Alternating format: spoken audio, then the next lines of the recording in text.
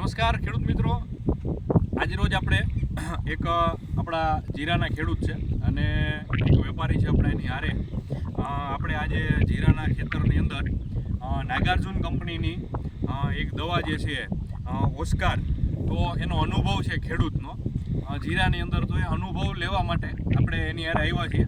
તો થોડોક એનો પરિચય લઈએ અને એ દવાનો ઉપયોગ જે છે કેવી રીતે કરે છે, શું ફાયદો થાય છે, તો એની થોડીક માહિતી જે છે એની પાસેથી લઈએ. તો તમારો પરિચય? મારું નામ રમેશભાઈ કરશનભાઈ ઝાપડિયા, ગામ કીડી, તાલુકો બાબરા, જિલ્લો અમરેલી. હું જીરાની ખેતી તો ઘણા વર્ષથી કરું છું, પણ છેલ્લા 2 વર્ષથી નાગાર્જુન કંપનીનું ઓસ્કાર વાપરું છું.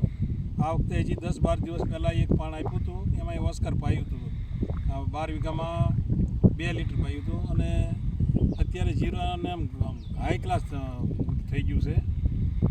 તો ખેડૂતનો જે અનુભવ છે એ 2 વર્ષથી અનુભવ કરે છે અને પિયતની અંદર જે છે આ દવાનો ઉપયોગ કરે છે. તો એની માહિતી જે છે આપણા બીજા ખેડૂત માટે છે કે જે અનુભવ ખેડૂતોના હોય અને એના જે રિઝલ્ટ હોય એ બહુ વ્યવસ્થિત અને પરફેક્ટ હોય છે. તો બીજા ખેડૂત મિત્રોએ જે છે એ આપણા જે ખેડૂતે અનુભવ કર્યો તો એ પ્રમાણે અનુભવ કરી અને દવાનો વપરાશ કરવો જોઈએ. તો જીરામાં શું ફાયદો થાય છે આનો?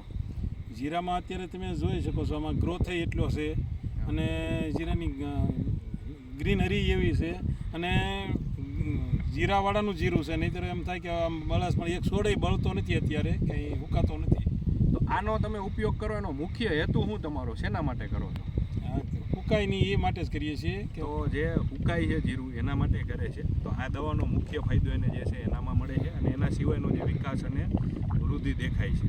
તો આ જે છે ઓસ્કાર દવાની ખાસ જે છે આપણે માહિતી હતી, તો બધા ખેડૂત માટે